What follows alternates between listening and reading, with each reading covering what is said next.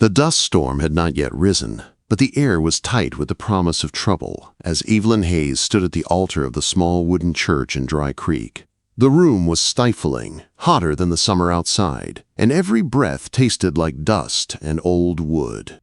She was only 18, but the weight pressing on her shoulders felt older than the cracked hymnals and the weathered pine benches around her. Beside her stood Harland Riggs, a man twice her father's age, with a reputation darker than the drought-stricken skies. Folks whispered that his first 2 wives had died young and scared. Folks whispered lots of things, but no one dared speak loud enough for Harland to hear. Evelyn kept her eyes fixed on the wooden cross at the front. Her father, the town preacher, rushed through the vows with a guilty tremble in his voice. She knew why. After months of gambling debts and whispered disgrace, he had sold the only thing he had left her.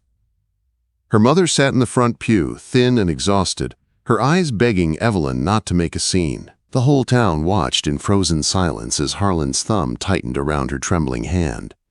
"I do," she whispered. It was barely a sound, but it was enough.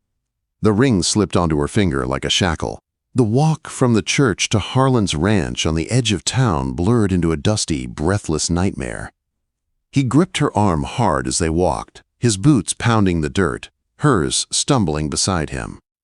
Her mother's wedding dress, altered to fit her, dragged in the orange powder of the road. People watched from porches and windows. No one said a word. The ranch house stood dark and silent, its windows black like eyes watching her. Inside, the smell of tobacco and anger hung thick in the air. A single servant girl vanished the moment they entered. "Upstairs," Harland ordered, shoving her toward the staircase. Her legs shook as she climbed. She had known fear before, but not like this. Not the kind that sat cold and heavy in her bones. The room he led her into was dim, lit by one candle that cast long shadows against the walls. There was a bed in the center, large and heavy, and the walls seemed to lean inward like a trap. "This is the bridal room," Harland said. His voice was low, edged with something sharp. Evelyn swallowed hard. She moved toward the window, her heartbeat pounding in her ears. Then she froze. On the wall near the wardrobe hung a thick leather belt, dark, heavy, and polished like it had been handled often. Not for holding trousers, no. Her stomach twisted. Her gaze dropped to the nightstand. The drawer was cracked open. Inside, in the faint candlelight, she saw a glint of metal. Hand restraints.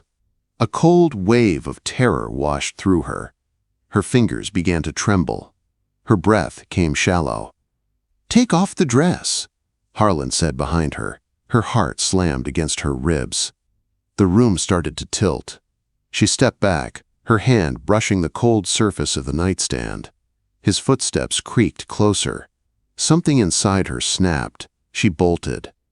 She grabbed the wooden chair by the wash basin and hurled it against the window with every ounce of fear inside her. The glass shattered outward with a crack that tore the silence. Harland shouted her name. She didn't turn. She didn't think. She climbed through the broken window, glass tearing into her arms and dress, and dropped into the dead flower bed below. Pain shot through her leg, but she forced herself up and ran across the yard and into the dark stretch of brush beyond the barn. Shouts echoed behind her. "Get the horses! Find her!" She tore the heavy skirt of her dress so she could move, sprinting barefoot into the wilderness, the moonlight turning her torn white gown into a beacon. Sagebrush clawed at her legs, rocks cut her feet open, her breath came sharp and ragged. Still she ran. The mountains rose ahead in dark, jagged lines, the desert behind her filled with shouts and the pounding of hooves. She crawled up a rocky incline, slipped, fell, and struggled again. By the time she reached the high ridge, her limbs were numb and her vision blurry. The cold bit into her skin like needles. She collapsed on the frozen ground, curling into herself as darkness folded around her. The last thing she felt was the wind howling across the stone. Hours later, at the edge of dawn, Colt Remington, quiet mountain hunter, loner, and a man the town kept their distance from, was riding the ridge looking for game. His horse, a steady gray gelding, stopped suddenly and lifted its head. "What is it, boy?" Colt murmured. Then he saw it, a small bundle of white against the dark rock. A girl. No, barely a woman. He swung down, rifle in hand. As he approached, he saw her torn dress, her bloody feet, and the bruises on her arms. She was ice cold, breaths shallow, lips pale. Trouble, he thought, the kind that could get a man killed. But she moaned, just barely, and the sound cut straight into him. Colt cursed under his breath, lifted her gently, and carried her to his horse. She weighed almost nothing. He settled her across his lap, shielding her from the wind as quiet carried them toward his hidden winter cabin. She didn't wake as he laid her on the narrow cot, lit the fire, or cleaned her wounds. She only whispered one word, so faint it barely reached him. "Please." Her voice shook like something fragile being held together by hope alone. Colt sat beside her, watching the rising flames dance across her bruised face. "I don't know who you're running from," he murmured, "but you're safe now." Outside, the storm clouds gathered. Inside, for the first time in her life, Evelyn was not alone. Evelyn woke slowly, her body aching as if she had been made of glass, and someone had shaken her too hard. The first thing she felt was warmth. A fire crackled nearby, and heavy wool blankets covered her like a shield. She blinked at the dim cabin walls made of rough pine. She wasn't in Harlan's house. She wasn't in the wilderness. She was somewhere in between. A man sat on a stool by the fire, sharpening a knife with steady, rhythmic strokes. His shoulders were broad beneath his flannel shirt, his hair long and tied back at the neck, his profile strong and quiet. He looked dangerous at first glance, like someone who had lived too long on the edges of the world. But when he finally turned to check the kettle, his eyes were a pale, steady gray. Not cruel, not hungry, just careful. "You're awake," he said in a low voice. Evelyn flinched. Her back hit the wall, and pain shot through her torn arms.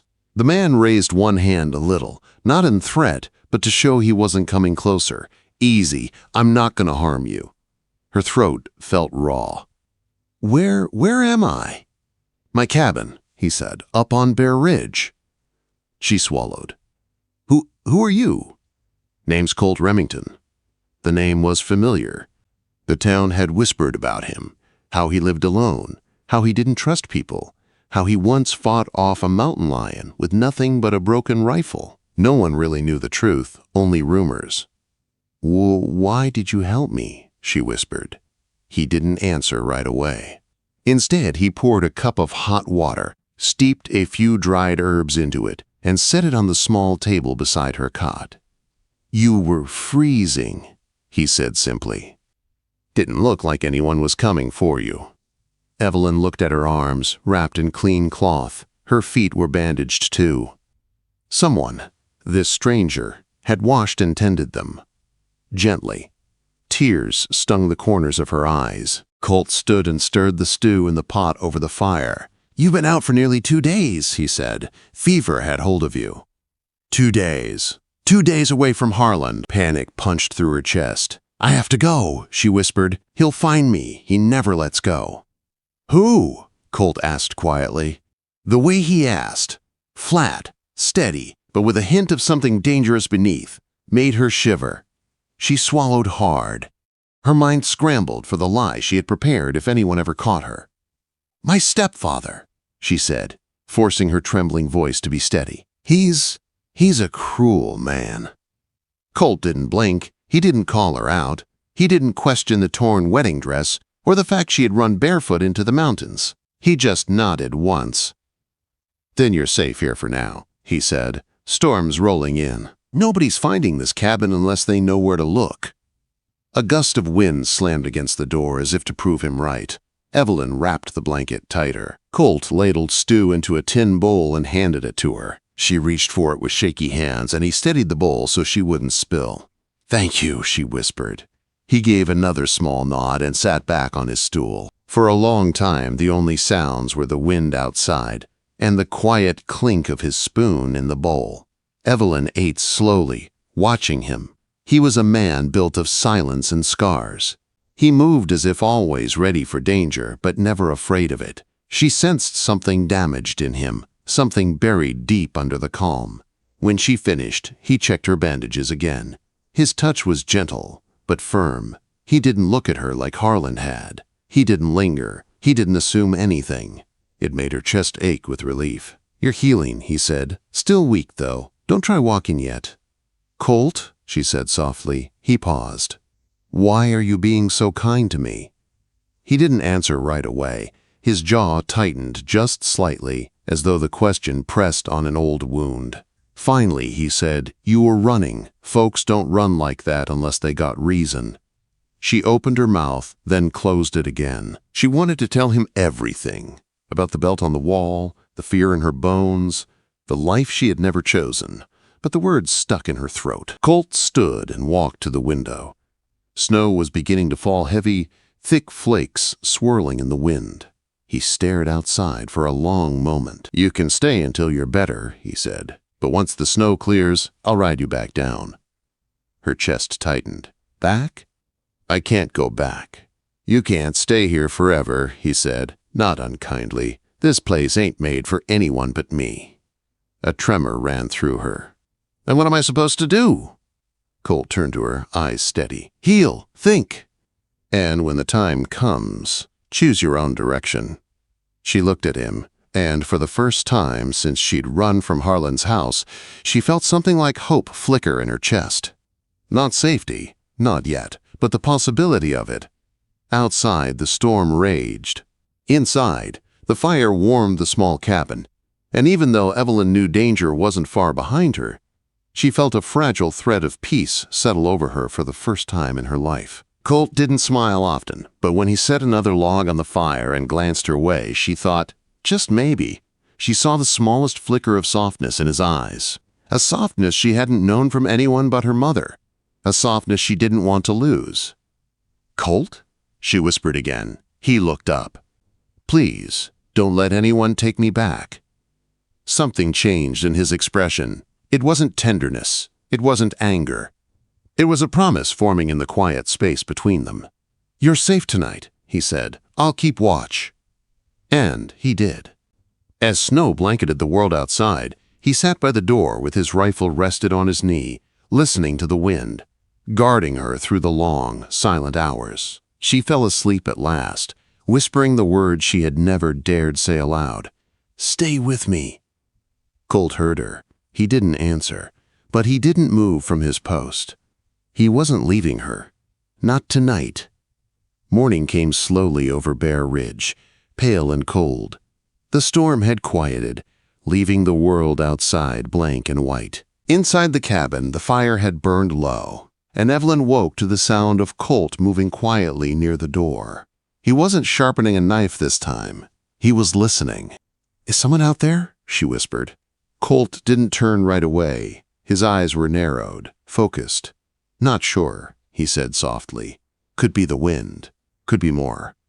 Evelyn's heart began to pound. Panic curled in her stomach like a tightening rope. "Harlan?" she whispered. Colt finally looked at her. His face was calm, but there was a fire behind his eyes, a steady readiness that made her breath catch. "Even if someone's hunting," he said, "they won't get through this snow. Not today. You're safe for now." He spoke with certainty, and she clung to it like a lifeline. For 2 more days, the snow kept them trapped in the cabin. Evelyn grew strong enough to walk, though her feet still hurt, and Colt checked the traps only when absolutely needed. They ate stew, boiled snow for water, and worked in silence that slowly became comfortable.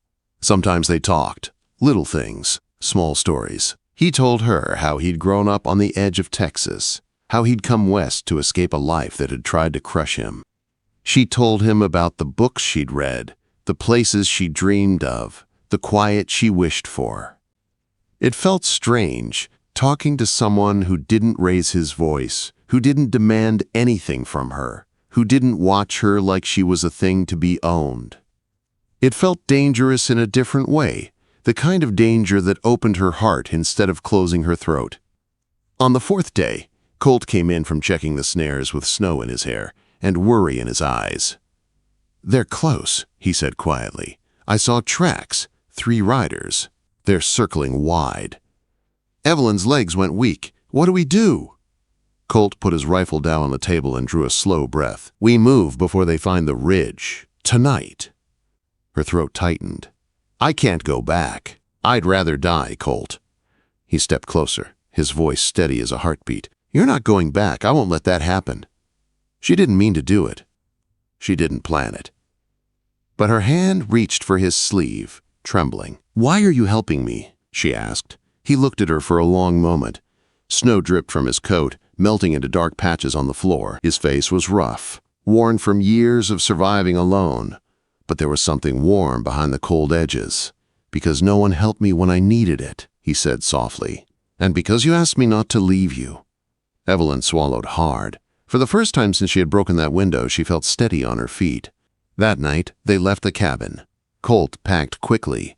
Food, blankets, spare cartridges, and saddled quiet. The horse stamped the ground nervously, sensing the tension. How far do we have to go? Evelyn asked, her breath forming white puffs in the cold air. Far enough that Harlan can't touch you again, Colt answered. He helped her mount the horse, then swung up behind her. She felt his warmth at her back, solid and steady. His arms came around to rest lightly on the reins. We ride slow, he said. Too much noise and they'll hear. As they moved through the snow, the moon lit their path. Evelyn leaned back, her shoulder brushing Colt's chest. It felt safe. It felt right. She closed her eyes for a heartbeat and breathed. Hours passed in silence, but the world is never silent when danger is close. Near dawn, Colt stopped the horse, his muscles going tight behind her. What is it? She whispered. He didn't answer. He listened. Then she heard it too. Voices, far away, faint, but real. Harlan's men. Colt slipped off the horse, his boots sinking into the snow. He took Evelyn's hand and pulled her gently down. Stay low, he murmured, and stay close. They moved into the trees, quiet following behind them without a sound. The voices were drifting closer, men laughing, talking like they had all the time in the world. Colt's hand tightened on Evelyn's as he led her deeper into the woods, weaving through fallen logs and frozen bushes. Then the laughter stopped. A voice called out across the still air. We know you're out here, girl. Harlan wants his wife back. There's nowhere to run. Evelyn's heart dropped. Her breath came sharp and fast, fogging in the cold. Colt turned to her quietly. You listen to me, he said. You're not his. Not now. Not ever. But what if he finds us? She whispered. Colt's jaw tightened. Then he finds me first. Before she could answer, a shot cracked through the trees. Colt grabbed her and pulled her down behind a boulder just as snow exploded from the ground where they'd been standing. Keep your head down, he ordered. The world became a blur of gunfire and shouts. Colt returned fire, every shot steady, controlled. He didn't waste bullets. He didn't panic. He fought like a man who had lived too long with danger, but refused to surrender to it. Evelyn crouched beside him, her hands shaking so hard she could barely breathe. When the shooting paused, Colt looked at her. His face was calm, but his voice was fierce. Evelyn, you begged me to stay with you. She nodded, tears burning her eyes. And I promised you'd never fear again. He steadied his rifle, eyes set with purpose. I aim to keep that promise. Quote. What happened next was fast. Snow flying, shadows moving, Colt driving them forward through the trees. Evelyn followed, her heart pounding. Quiet thundered close behind, loyal and unshaken. When they finally broke free of the forest and onto open ground, the sun was rising. The riders were far behind them now, tiny dark shapes fading in the distance. Colt slowed the horse and looked back long enough to be sure they weren't followed.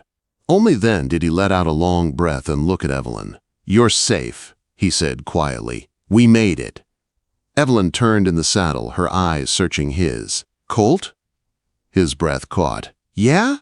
Stay with me. His answer was simple. Always. And as the sun rose over the new horizon, they rode forward. Two people who had survived the worst, carrying only hope and each other into whatever future waited for them.